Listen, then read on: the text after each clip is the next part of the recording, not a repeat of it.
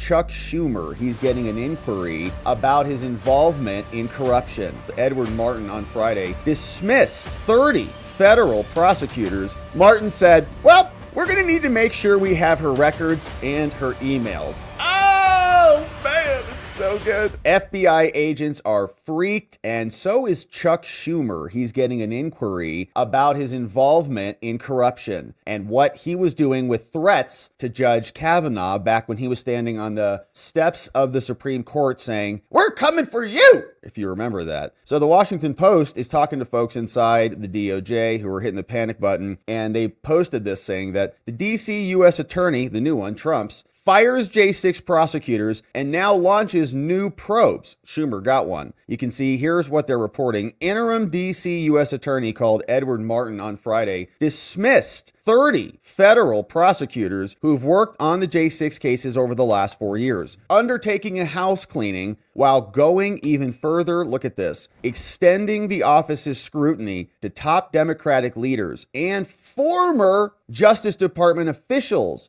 Woo! Andrew Weissman's pooping his little pantalones. Now, the prosecutors were on probationary status after being converted to full-time from shorter-term positions, if you remember. Biden came out, and a lot of these people were hired for like J6 and capital cases, and you're part of the special unit and all this crap, right? So they could use these funds and all this. Then, as soon as Trump won, like, you're full-time employees. Oh, well, you got 90 days to be, on probation, or 6 months to be on probation. Trump comes in, oh, you're all full-time employees.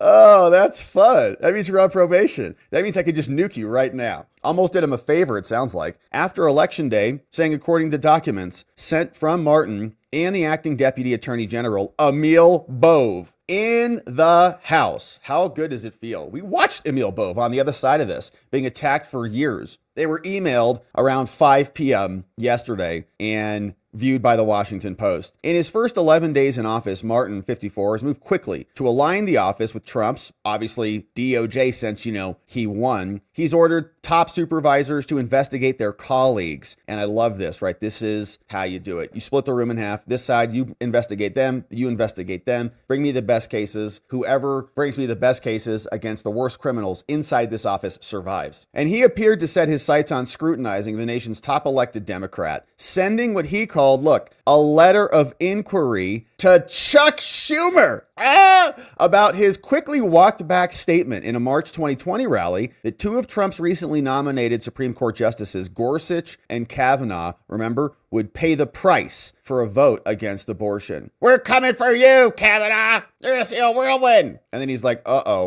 And then January 6th happened, and he's like, Trump should go to jail for that. We take threats against public officials very seriously, and I look forward to your cooperation, said Martin to Schumer in a letter that the Post obtained, which I'd love to see. Martin's actions are likely to be welcomed by Trump and other allies. Career prosecutors say Martin's politicizing the office. Hilarious, right? Breaking 50 years of DOJ policy. Hilarious. Who prosecuted who? Trump was on the receiving end of precedent-shattering conduct from every element of the DOJ and the FBI. They warned that an exodus of veteran prosecutors are going to threaten public safety. Yeah, they're not going to be able to round up the pro-life protesters anymore. Friday's notification went out to people being terminated who served in the office's now disbanded Capitol Siege Prosecution Section, afuera, according to 4 people, and documents viewed by the Post. The cuts amount to 8% of the office's prosecutors, and that's just warming up. Combined with the recently announced freeze in hiring, the openings will have impacts across the entire agency. In a memo also dated Friday, Acting Attorney General Deputy Bove directed the termination of the prosecutors. He said their hiring was subversive, and it was an action by the Biden administration that hindered his ability to staff the office with people to faithfully implement Trump's agenda. Said, I will not tolerate subversive personnel actions by the previous administration at any U.S. attorney's office, says Bove. The memo didn't mention that there was a hiring freeze, but an email sent by Martin notified recipients to retain all documents, 2 personnel decisions regarding attorneys hired to support the casework about the J6 case, saying they're coming after those who weaponize law enforcement and intelligence agencies against him and MAGA and America. It's not just about Trump, okay? They came out, Biden came and gave us the gates of hell speech. Remember that with the red lights and the demons poking out of his ears. And they also accused us of causing a winter of misery and death and so on. Now, the dismissals came after James McHenry, the acting AG, earlier this week fired Jack Smith's team. The FBI is considering a mass purge of other agents involved in the investigations of Trump. Yeah, just warming up. They're just like cracking their knuckles. They're like, all right, where should we start? More than a dozen current and former DC U.S. prosecutors contacted about Martin condemned the actions. Okay, so all these ex-DOJ people like, our friends are getting nuked.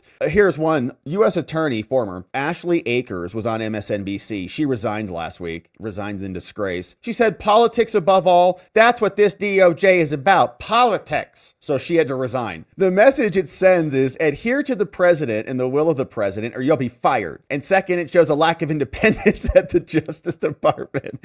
Ashley, come on, Ashley. Let's not kid ourselves. Martin is the first U.S. attorney for D.C. in at least 50 years not to have served as a judge or federal prosecutor. Good. That's why he's qualified. Sheesh. Posing what former U.S. officials say is an extraordinary challenge because only a lifelong DOJ bureaucrat can manage other lifelong DOJ bureaucrats, right? They're like, well, he's not one of us. He hasn't been here for 40 years. Martin and the U.S. Attorney's Office declined requests for interviews. Of course, they're working, but allies said that after Trump campaigned on vows to seek retribution, this is happening now. Martin seeks to learn whether prosecutors were politically motivated to punish Trump supporters. Of course they were. More than 250 defendants charged with various crimes. These decisions began under career prosecutors, and they were upheld by nearly all judges, is coping the Washington Post. In Washington, D.C., which is 93% Democrat, voted for Kamala Harris. It's not justice or due process at all. Martin's instructions on other charges, the 1512 charge, he's going to find oh my gosh, this is just music to my ears. This was that obstruction and destruction of documents charge. He's going to find the origins of the legal theory and the purveyors of it. He's going to follow through accordingly. So whatever goons and were sending emails like, how we could manipulate this law to go and prosecute the J6ers, they're getting routed out, said a Trump legal advisor close to Martin who referred to the obstruction statute by its section number and spoke on condition of anonymity. He said, someone else, Mike Davis, another friend of Martin and a conservative, what's up, Mike Davis, says, people are going to learn the hard way that there's going to be accountability for a politicized and weaponized DOJ, saying that this is just the tip of the spear. Martin moves and his moves so far appear aligned with the aims of OMB director Russell Vought, also saying he's going to try to make civil servants quit. Civil servants, right? The rest of us are employees. They're civil servants because their paycheck comes from the government. Martin served as a deputy policy director for the RNC under Vought, an architect of Project 2025, a conservative effort. Yeah, okay. Former colleagues said that his affability and zeal were evident to those who worked around him. He's one of the hardest working candidates I've ever seen. I like Ed. Martin has found himself at the center of controversy. Backups are fake. Okay, so his history, blah, blah, blah. So he's just crushing over there. Martin also tasked two other top leaders, the heads of its federal criminal division and public corruption units, to lead a fast-tracked review of prosecutors and their handling of the J6 prosecutions, ordering those senior supervisors to investigate colleagues, oh my gosh, investigate your friends. Turn around and you're investigating him, his email password is this, his email password is that. Ready, go. A devout Catholic raised in central New Jersey, shout out, Martin graduated from College of the Holy Cross in Worcester, Mass., earned a philosophy degree at Pontifical Georgian University in Rome. He's now exorcising the demons. In 2018, Martin moved his wife and 4 children to Northern Virginia suburb. He's got a lot of influence. And man, they did a nice little bio on him. We will need to make sure we have her records and emails. He says, in this week's note, Martin accused Akers, right? The woman who was just on MSNBC, probably with Jen Psaki, the prosecutor who just left. He said, she's bad-mouthing our work and me. Then Akers, she's like, I better shut up and stop bad-mouthing the DOJ. She declined to speak with the Post afterwards and said in cable news interviews that it was appalling that Martin advocated for members of the Proud Boys and the Oath Keepers and urging the court to undo the stay-away orders from Washington. Called his review of the J6 cases a wild goose chase. Why? Because you shredded the files, Ashley? Martin said, well, we're going to need to make sure we have her records and her emails. Oh, man, it's so good.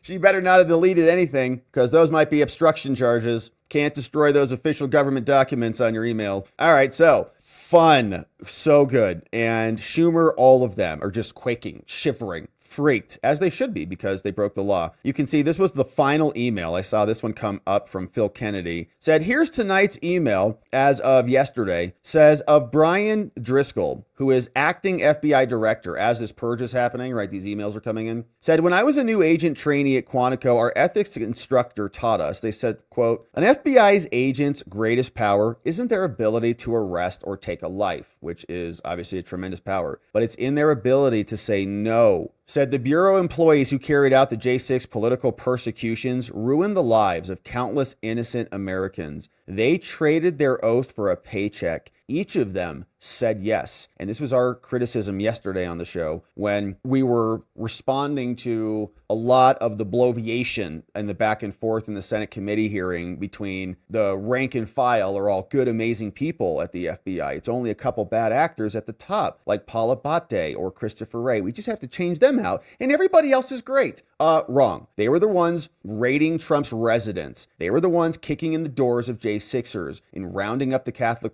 pro-lifers and the parents at school board meetings. It was them. So they don't get you say, I was just following orders, my job.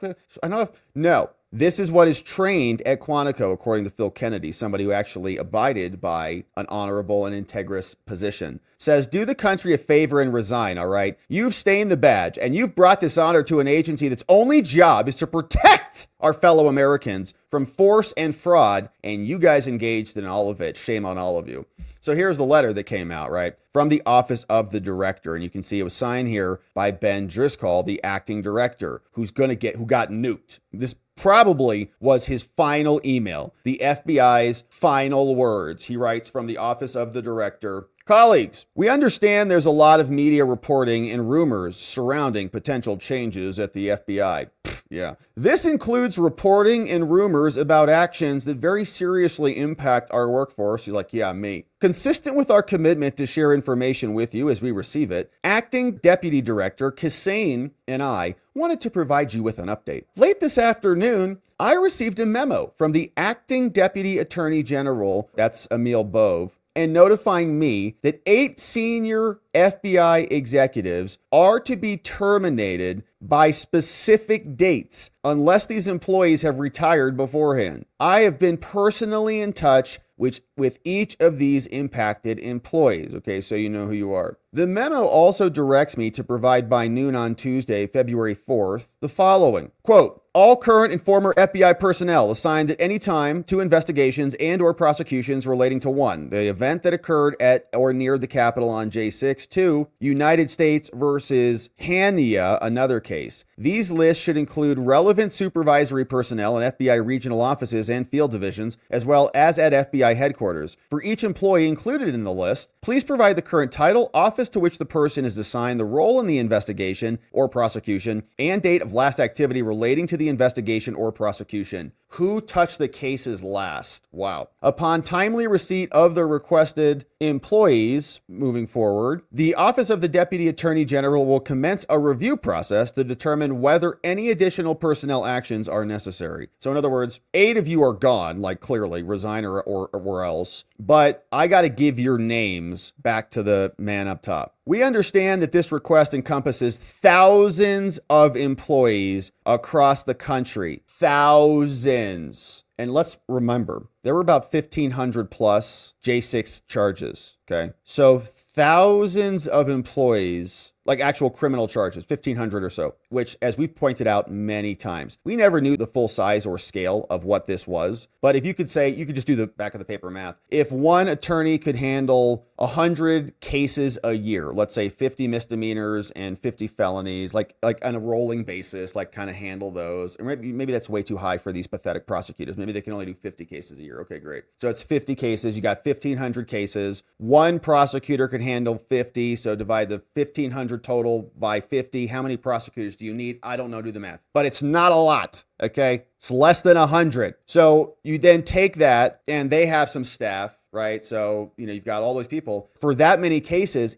the numbers don't add up, right? They poured millions and millions of dollars and thousands of people into this project that required like 10 prosecutors, to be honest with you. We understand that this request encompasses thousands of employees who've supported these investigative efforts. I am one of those acting employees. He is acting deputy director Kissane. As we've said since the moment we agreed to take on these roles, we are going to follow the law, follow FBI policy, and do what's in the best interest of the workforce and the American people, as always. We will be back in touch with more information as soon as we can. In the meantime, stay safe, take care of each other. Yours, Brian Driscoll Jr. Probably his last email. So thousands of employees, I don't know how many prosecutors that is, 1,000 prosecutors, or 5,000, 1,000, 10,000, 2,000. Who knows what the number is, but that is incredible. So they sent that out. And, they're not going to be assembling those lists, in other words, okay? Those people, he's fired, he's gone. He shouldn't have sent that email. He's like warning everybody, right? Your name is going to be aggregated very soon, so be cautious. I'm sure he got walked out right then and there.